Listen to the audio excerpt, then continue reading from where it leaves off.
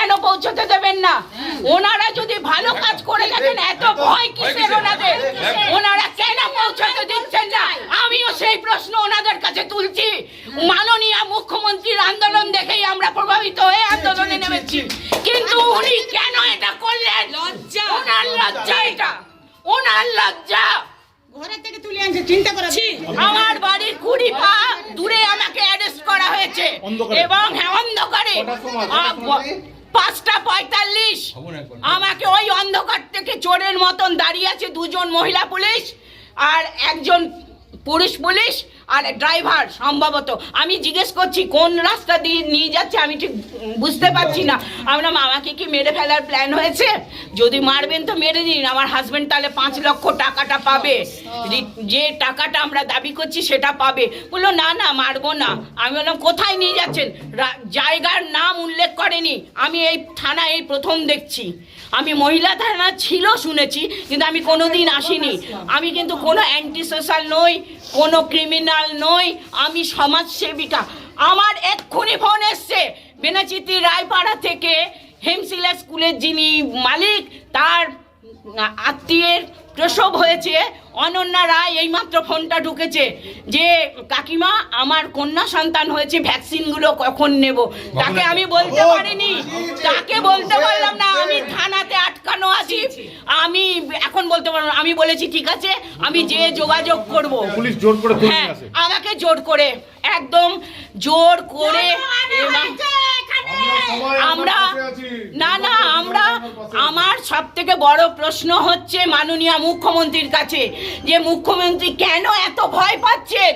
আমরা তো একদম গ্রাসরুট লেভেল 5250 টাকার কর্মী, আমাদেরকে এত ভয় কিসের? আমাদের সঙ্গে রাত চাপতে দেবে না, ট্রেনে চাপতে দেবে না, সিটি সেন্টার থেকে বন্দি করে ইউনিভার্সিটি থেকে টেনে না হয়। এদিকে যদি আমাদের জন্য কোনো মা বাচ্চা অসুস্থ হয়, আমরা তো চুরি করি না, আমাদের দেখা যাচ্ছে তাদেরকে অপমান করা হয়।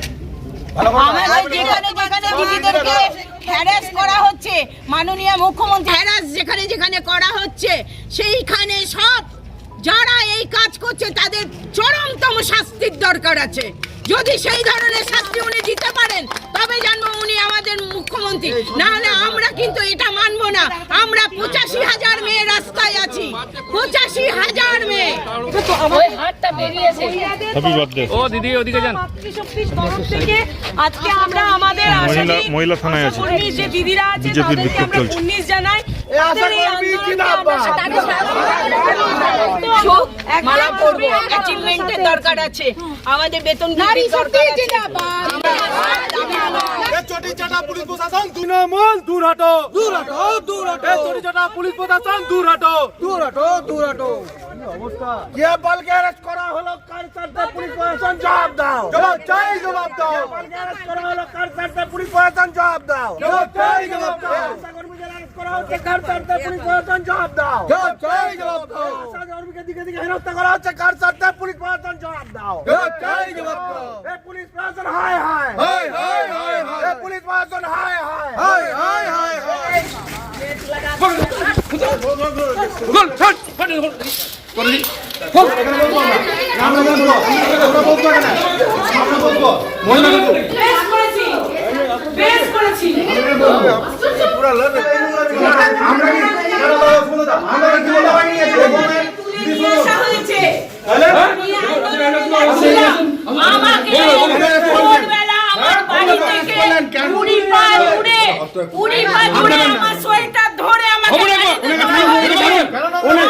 আমি বারবার প্রশ্ন করছি, আমার স্বামী 20 পা আগে আছে, আমার স্বামীকে জানাতে দিন।